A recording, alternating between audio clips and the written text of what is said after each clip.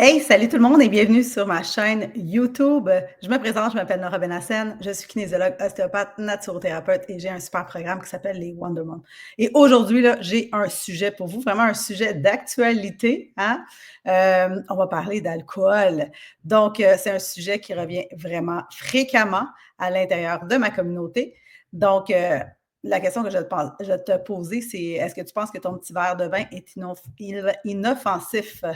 Ah, on va en parler à l'instant. Donc, tu veux perdre du poids, tu fais des efforts, tu t'entraînes, tu manges bien, mais tu prends un petit verre de vin le soir, tu sais. Est-ce que ça va ralentir tes résultats? C'est une question qui me revient fréquemment, puis la réponse est oui, puis je vais t'expliquer pourquoi. Donc, avant que tu me lances des roches, je vais t'expliquer pourquoi ça a un impact. Si tu as 40 ans et plus, l'alcool, c'est loin d'être ton ami. Ce que l'alcool va faire sur ton corps, surtout si tu as 40 ans et plus, ça va venir ralentir ton métabolisme, ça va augmenter ton cortisol, donc ton hormone de stress, ça va venir perturber tes hormones, ta progestérone, ton estrogène, ton insuline, pour ne nommer que ceux-là. Donc, souvent, on parle de déséquilibre hormonaux, les gens me parlent qu'ils ont des problèmes au niveau hormonal. Le petit verre de vin, il ne doit peut-être pas t'aider non plus. Hein? Ça va avoir un impact aussi sur ta digestion puis la qualité de ton sommeil. Souvent, les femmes me disent qu'ils dorment pas très bien, hein, depuis qu'ils sont en ménopause ou préménopause. Donc, ça a un impact direct. Donc, qu'est-ce que ça fait l'alcool sur le métabolisme après 40 ans? Là, on parle souvent de changements hormonaux, d'avoir une baisse au niveau de l'estrogène, j'en ai déjà parlé dans une autre vidéo. Puis le métabolisme, il va ralentir, la digestion des glucides va être également plus lente, puis il va y avoir une augmentation aussi au niveau de l'inflammation. Donc l'alcool, là, ça va venir amplifier tout ça. Ça va augmenter ton cortisol, comme je disais tantôt, ton hormone de stress, ça va venir perturber ta digestion et ça va venir dérégler ta glycémie. Donc là tout d'un coup, ça va avoir les gens vont me dire qu'ils vont avoir l'impression de tomber en hypoglycémie, ils vont avoir faim, donc ils vont avoir besoin d'aller chercher du sucre. Donc, tu sais, ton petit verre de vin, là, il y a à peu près entre 120 et 150 calories. Facile, des calories vides, des calories d'alcool. Pas de protéines, pas de fibres, puis ça va venir ralentir ton métabolisme pendant plusieurs heures parce que quand ton corps est occupé à venir désintoxiquer ton corps de l'alcool que tu as ingéré, ben, il ne brûle rien d'autre. Donc, ça va venir aussi impacter ton foie et la combustion des graisses. Donc, le foie va venir prioriser tout le temps l'élimination de l'alcool avant le reste. Donc, tu sais, quand on boit, là, c'est comme si on shut down le reste. Donc, on ne brûle pas de lipides, on ne brûle pas de glucides, on ne brûle rien. Puis pendant ce temps-là, ton corps arrête de brûler des gras. Donc, tu sais, c'est comme si tu mettais une pause sur ta perte de gras là, quand on boit de l'alcool, tu sais. Fait que c'est quelque chose à prendre en considération. Puis après ça, ça va dépendre de toi, tu sais, à quelle vitesse tu veux perdre ton poids, à quelle vitesse tu veux te remettre en forme. C'est toutes des questions qu'il faut qu'on se pose et c'est des questions qu'on se pose également dans mon programme des Wonder Moms. Donc, ça va avoir un effet aussi sur ton sommeil, sur ton énergie et tes choix alimentaires. Donc, ça va devenir comme une spirale. Donc, tu sais, tu vas mal dormir, tu vas avoir moins d'énergie, tu vas avoir plus de fringales, tu vas être moins motivé à t'entraîner puis tu vas devenir plus lâche. Hein? Donc là, tu n'auras pas de motivation, puis c'est ça que tu vas me dire. Donc, l'alcool, ça a un impact, qu'on le veuille ou non. Puis, comme j'expliquais, à 40 ans, ça a encore un plus gros impact. Peut-être qu'à 20 ans, tu étais capable de boire, puis après ça, le lendemain, tu revenais sur un 10 cents, puis tu étais correct. À 40 ans, ça ne marche plus comme ça.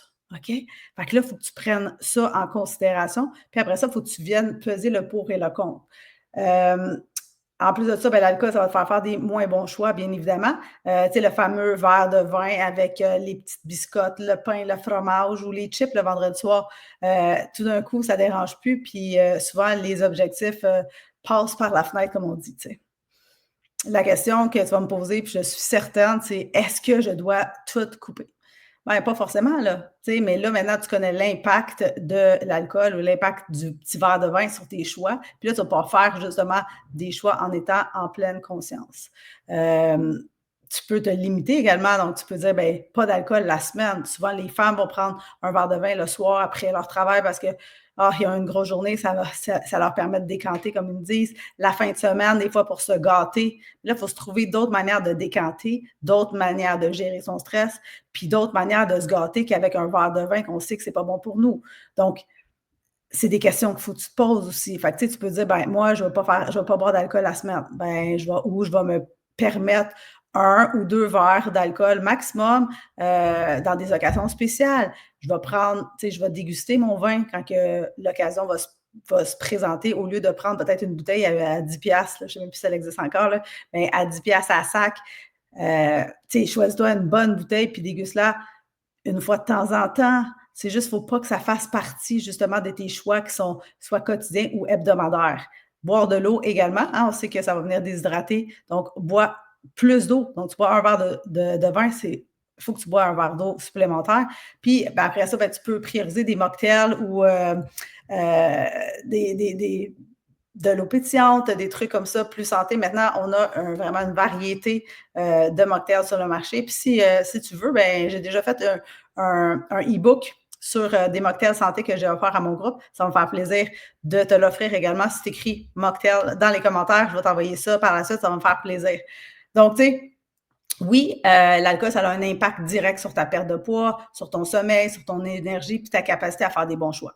Donc là, après ça, la question à te poser, c'est est-ce que ton verre de vin t'aide vraiment à atteindre tes objectifs ou il te ralentit sans que tu t'en rendes compte? Puis est-ce que tu as vraiment besoin de ce verre de vin-là?